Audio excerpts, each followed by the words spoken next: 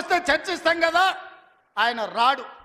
ఇక ఆయన మోడీ ఉన్నాడు ఢిల్లీలో, ఈయన గల్లీలో ఈయన ఒక ఆయన ఉంటే ఆడొక ఆయన ఉన్నాడు. ఆయన మనుషులు ఈడ మోపారు, బండి సంజయ్ అంట, కిషన్ రెడ్డి అంట. ఏం చేసిరయ్యా మీరు ఏం చేసిరో సవాల్ అంటుండు.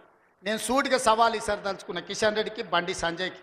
2014, 2019, 2023 నరేంద్ర మోడీ గారు ఇచ్చిన హామీలు, మొన్న 2023లో మేము ఇచ్చిన హామీల మీద మేము చర్చకు సిద్ధంగా ఉన్నాం. నేను మా దామన్న మేము ఇద్దరం వస్తాం.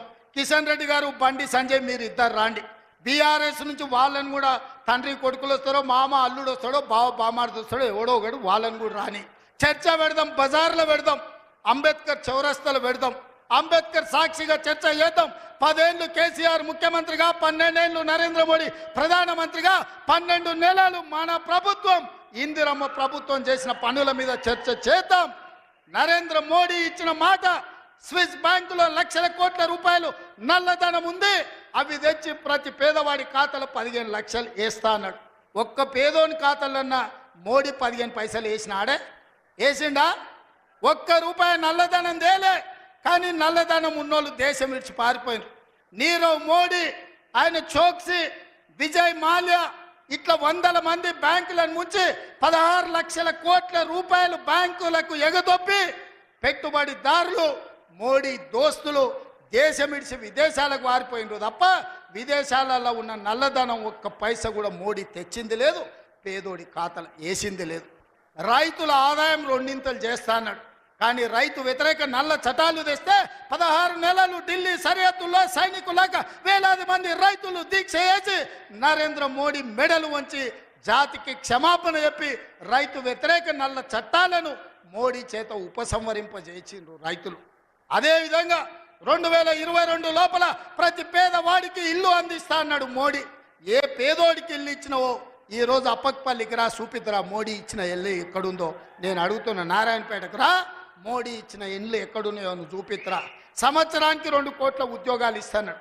12 ఏళ్ళు అయింది, 24 కోట్ల ఉద్యోగాలు రావాలి. ఆ లెక్కన ఒక తెలంగాణకే 1 కోటి ఉద్యోగాలు రావాలి. ఎవరికి వచ్చినాయో ఉద్యోగాలు? ఓ కిషన్ రెడ్డికి, ఓ బండి సంజయ్కి, ఇద్దరికి ఉద్యోగాలు వచ్చినాయి. తెలంగాణలో ఎవరైనా మోడీ ఉద్యోగం ఇచ్చిండా? ఎవరికి ఉద్యోగాలు ఇచ్చిండో మోడీ వచ్చి చూపియాలి లెక్క. నేను ఇచ్చిన 55,000 మందికి మొదటి సంవత్సరంలో ఉద్యోగాలు తలకాయ లెక్క పెడితే ఎల్బీ స్టేడియం రా, ఒక్కొక్కరిని లెక్క పెట్టి పేరు రాసుకొని ఏ ప్రభుత్వ ఉద్యోగం ఇచ్చినో లెక్కలు చెప్తా. మోడీ గారు, నీ బంట్లను పంపిస్తావో, నీ బంట్రోతులను పంపిస్తావో నువ్వు పంపించు, లెక్క పెట్టి చూపించే బాధ్యత నాది. మోడీ ఒక రకంగా మోసం చేస్తే ఇక్కడున్న కేసీఆర్ గారు ఇంకొక రకంగా ప్రజల్ని వంచిండు, మోసం చేసిండు, దోపిడీ చేసిండు. ఇవాళ అందుకే సూటిగా నేను సవాలు విసిరదలుచుకున్న బీజేపీ బీఆర్ఎస్ వాళ్ళకు. బీఆర్ఎస్ 23లో అధికారం పోయింది, 24 పార్లమెంట్లో డిపాజిట్లు పోయినాయి. ఇప్పుడు జరిగే ఎమ్మెల్సీ ఎన్నికల్లో పోటీకి అభ్యర్థులు దొరకలేదు. అదో దిక్కుమాలిన పార్టీ. ఆ దిక్కుమాలిన పార్టీ తండ్రో దిక్కు, కొడుకో దిక్కు, అల్లుడో దిక్కు, బిడ్డో దిక్కు కాకుల్లాక వాడి పొడుసాలను చూస్తున్నారు. ఈ కాకులకు సరైన జవాబు చెప్పాల్సింది కాంగ్రెస్ పార్టీ కార్యకర్తలే అని చెప్పి నేను ఈ సందర్భంగా తెలియజేయదలుచుకున్నా. రంకెలేసుడు, చర్చకు రా, ఇదిరా అదిరా, ఇవి కాదు. దమ్ముంటే చేతనైతే అసెంబ్లీలో పెట్టు చర్చ. రాష్ట్రం మొత్తం చూస్తుంది, పెట్టు. 2 రోజులు పెట్టు, మైక్ కట్ కాకుండా చూడు. దమ్ముంటే నీకు స్పీకర్ను నువ్వు డిక్టేట్ చేసి, స్పీకర్కు కనుసైగల ద్వారా శాసించి ప్రతిపక్షం గొంతులు నొక్కుడు కాదు. దమ్ముంటే 38 మంది సభ్యులు మేమున్నాం. దమ్ముంటే మా సంఖ్యకు సరిపడే విధంగా మాకు టైమింగ్. అక్కడ అసెంబ్లీలో 4 కోట్ల ప్రజల ముందు నీ బట్టలు ఇప్పుతాం. అక్కడనో ఇక్కడనో చర్చ కాదు, బహిరంగంగా అసెంబ్లీ సమావేశాల్లోనే నీ బట్టలు ఇప్పుతాం. ఇది మా సవాల్ నీకు. ఇప్పుడు నేను చెప్పిన ఏది తప్పు అని చెప్పినా నేను ఏ శిక్ష కంటే ఆ శిక్షకు సిద్ధం. ఎందుకంటే మీ ఆర్థిక మంత్రి గారు చెప్తా ఉన్నారు వాస్తవాలు. ఇప్పటికైనా రేవంత్ రెడ్డి గారు బుద్ధి తెచ్చుకొని, సిగ్గు తెచ్చుకొని ఇకనైనా పద్ధతిగా మాట్లాడాలి, రాష్ట్రాన్ని దూషించవద్దని కోరుతూ మళ్ళొక్కసారి మీ అందరికీ కూడా ధన్యవాదాలు. ఈరోజు రేవంత్ రెడ్డి చెప్తున్నాడు చర్చకు సిద్ధమా అని సవాల్ చేస్తా ఉన్నాడు.